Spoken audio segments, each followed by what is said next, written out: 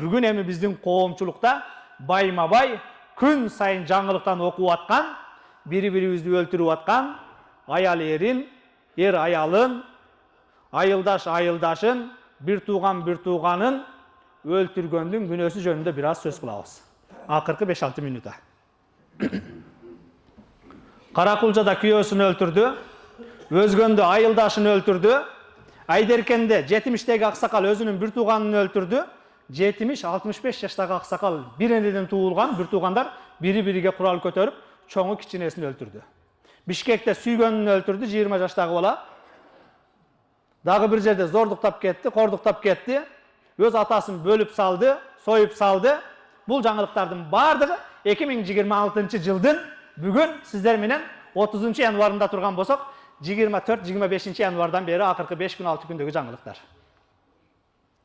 Алакандай кичинекей Кыргызстанда, Өзгөндө, Куршапта, Баткенде, Бишкекте бирин-бири сойду, өлтүрдү. Акыркы биздин мана жумадан чыгып кылып аткан таксырлардын бирин-бири өлтүрүп аткандагыз. Бул жаңылыктарды мен эле көрдүмбү же сиздер ham көрдүңүздөрбү?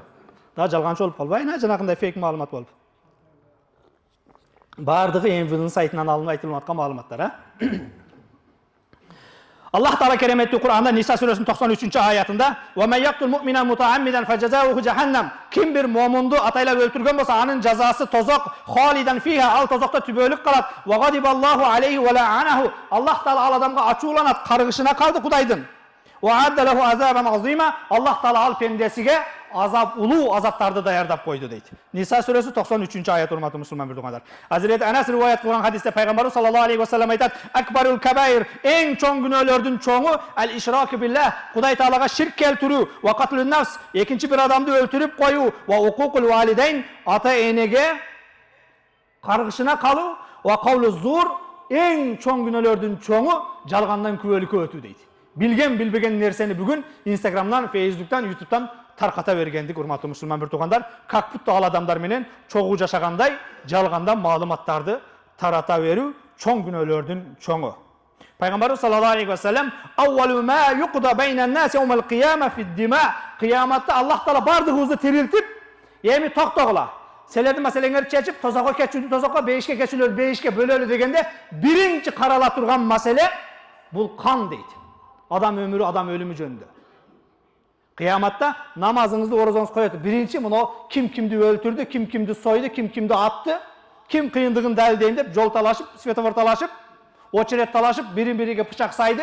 Birinci oşolordun meselesi karalat deydi. Kıyamatta en birinci karala turgan mesele birin-biri öldürgöndördün meselesi. Peygamber sallallahu aleyhi ve sellem "Men qatala nefsen muahadan lem yarah raihatal cennet" Kim bir kelişimi var. Ha boldu. Viza menen keldi, je jön ele biz menen жердеш болуп жашап калдыбы, biz menen kelişim bolgon bir-biribizge тийбейбиз деген адамдарды өлтүрүү, бул адам лем ярах райхатал жанна, бейиштин жытын жыттабайт, fa inna rihaha la yujadu min masirati 40 aman, ал эми бейиштин жыты 40 жылдык аралыктан келип турат дейт.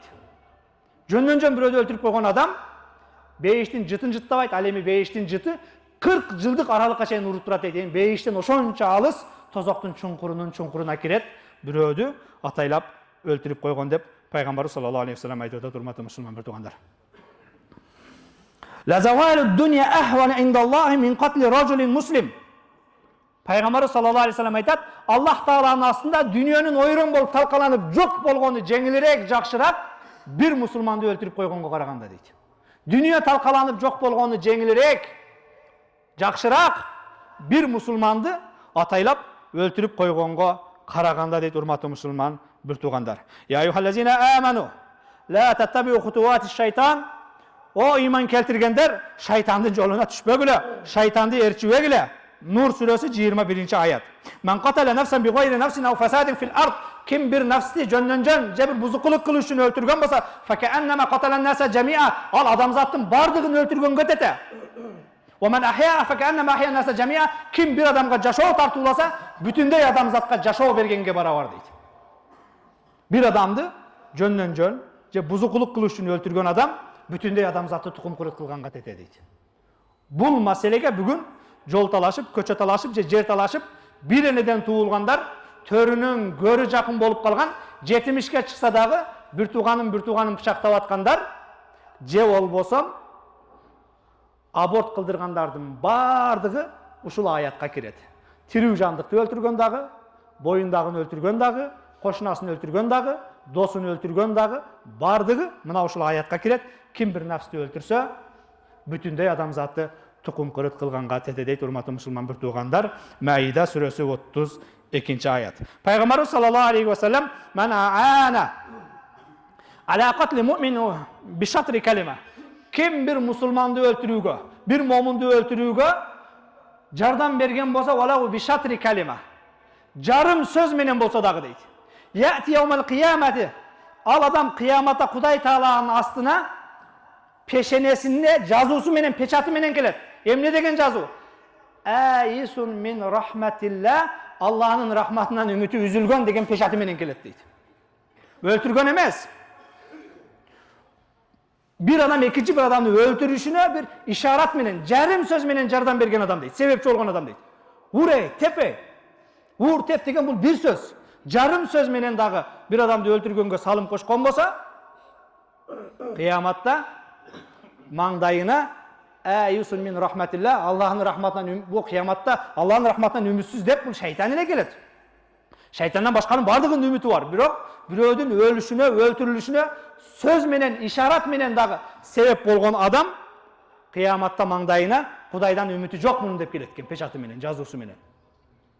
Пайгамбарыбыз саллаллаху алейхи ва саллям момунга курал көтөрүп, бири-бирин өлтүрүп койгон болсо, ал-катил вал мактул финнар. Өлтүргөн дагы, өлгөн дагы тозокто деди. Сахабалар: "Я Расулалла, ал-катил ма'лум, мафхум." Өлтүргөндүн маселеси белгилүү, ал уже өлтүрдү, ол тозокко барат. Ама бечара өлүп кеткенчи деди. Ölüp ketkenге ne dedi? Beşara bu dünyada ölüp ketdi özü. Koşnasından kaltak jep boşqa olup, bir tuğanından bıçak jep. O dünyaya barganda dagı tozakka düşöbü dedi. Peygamberimiz sallallahu aleyhi ve sellem eger al өлтүрбөгөндө бул өлтүрөт болчу dedi. Момунга стойкага турганы, курал кармаганы, курал кезегени арам. Жараткан Аллах Таала, урматтуу мусулман бир туугандар, момунбуз, мусулманбыз деп атабыз. Телевизде гана момун, телевизде гана мусулман болуп калдык. Тилекке каршы адам өлтүрүү, адам көңүлүн калтыруу, бирөөлөрдүн айыбын ачуу, шерменде кылуу исламдагы эң чоң күнөөлөрдөн. Тилекке каршы бүгүн биздин коомдогу эң бир жанакындай алектенген кылган ишибиздин бардыгы шерменде кылыш, жазыш, таркатыш, көргөзүш. Бүгүн мынол 200 грамм чыккан телефон аябай жеңил болгону менен бул аркылуу кылып аткан бүгүн биздин жазып аткан, поделиться кылып аткан күнөөлөрүбүз кыяматтын таразасы көтөрө албай калат. Диванда жатып алып, тааныбаган, билген билбеген инсан тууралуу, ууру, коррупционер, дагы бир бала, аялын урган, анткен, бузуку, зынакор, дагы бирдеме деп тааныбаган тууралуу комментарий жаза берүү, мына жеңил болгон телефон менен. Бирок бул жеңил телефон аркылуу таап аткан күнөөлөрүбүз кыяматтын таразасы көтөрө албай калбасын. Subhan rabbika rabbil izzati amma yasifun wa salamun alal mursalin walhamdulillahi rabbil alamin. Жараткан Аллах Таала өзүңдөн жалбарып суранарыбыз. Аллахым кереметтүү Куранда өзүң буйругандай, пайгамбар көрсөткөндөй жашаганды барыбызга насип эт я раббил аламин. Аллахым кереметтүү Куран адал деген адал, арам деген арам деп жашаганды насип эт я раббил аламин. Аллахым бүгүн коомубузда эң оор деген, чоң деген, Аллахым пайгамбар белгилеген кечирилгис күнөөлөр оңойло аткарылып калды. Elibizge, jerimizge ынтымак бер, ыйман бер. Ыйман исламда барыбыздын кадамдарыбызды бекем кыл я раббил аламин. Жараткан Аллах Таала жума күнүндө нафсибизди, каалоолорубуздун бардыгын өзүңө тапшырдык. Жараткан Аллах Таала нафсилерибиздин баласынан сакта. Аллахым жума күнү дуаларыбызды кабыл кыл, тавбаларыбызды кабыл кыл. Мындан аркы жашообузду берекелүү жашаганга тауфик бер я раббил аламин.